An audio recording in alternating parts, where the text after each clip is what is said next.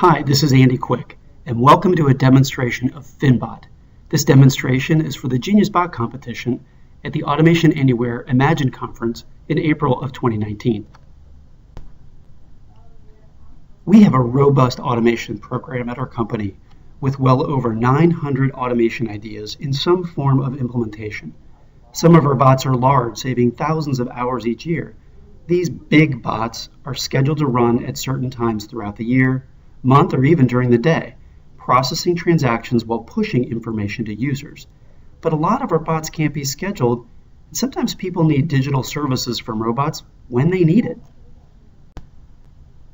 Ultimately, these when you need it bots tend to be relatively small and provide less value compared to larger bots, so they can't compete when bot ideas have to be prioritized for development. These small ideas end up getting left in the dust. But if you were to add up all the time saved from these small bot ideas, it ends up being an amazing source of efficiency benefits. So how do you tap the value of quickly building small ad hoc request bots while at the same time continuing to get benefits from delivering bigger bots? Well, we solve this problem. Meet FinBot, our first digital worker who provides automation services that require a quick ad hoc response via email. Need to make an accounts payable correction? Have to process an accrual? What about getting the latest cash investment report? For short cycle, ad hoc requests that need a quick response via email, FinBot is the one-stop bot for you. FinBot uses email as its interaction channel, servicing automation requests by evaluating word patterns in the subject line of the emails it receives. But behind the scenes, FinBot is actually a digital manager, overseeing multiple digital workers. All of its digital workers operate in FinBot's framework. Although people request digital services from FinBot directly via email, FinBot is actually delegating requests to other digital workers behind the scenes while giving the appearance that FinBot is actually doing all the work. FinBot is a closed system, allowing developers to expand its skill set directly through FinBot itself. If you need to add a new skill to FinBot's skill set, just email FinBot, "I need to add a new skill," and it will tell you what to do, including setting up the task code, security structure, message patterns, and custom email messages that represent the dialogue between the user and the new digital worker you wish to create.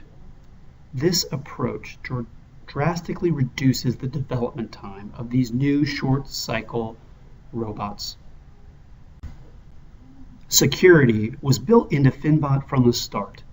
FinBot's security framework includes the following roles: owners, delegates, and users. A user is only allowed to request a service from FinBot. A user cannot modify anything about the service itself. Only an owner or a delegate of a skill can modify the underlying patterns, messages, and security. Different skills can have different owners. Some skills can be public and available to everyone, while others can be restricted to specific people in the organization. Every time FinBot receives a request, it checks to make sure the user is authorized to perform the requested transaction. If an owner or delegate wishes to modify a FinBot service, they can make the change through FinBot itself. For the dialogue between users and FinBot, a set of customizable response messages are maintained outside of the code itself, such that if messages need to be added, changed, or removed, an owner or delegate of a command can do so without touching any code. In addition, the management of security is handled outside of code as well, providing owners the ability to manage their digital worker without help from a developer. One of the coolest parts of FinBot is its use of word patterns to figure out which digital worker to invoke. It stores patterns and associates patterns with certain skills. If it can't find an exact match between the email subject pattern and its known patterns, it will attempt to find which pattern is the best match by using rudimentary natural language processing. FinBot will be able to ask for human help if it can't find a match. For example, if it can't find a match for "process an AP ticket, please," it can email a human to ask them to either associate the pattern with an existing skill or begin the process of creating a new skill, effectively building a skill backlog that FinBot developers can use to continually expand FinBot's capabilities. FinBot is generic and certainly doesn't have to process finance-specific transactions. FinBot can be easily cloned into other interactive email bots to fulfill automation requests for other domain areas. You could quickly clone FinBot into HRBot, ITBot, or any other functional domain that would naturally group automation services that employees would understand. Currently, FinBot has a handful of skills.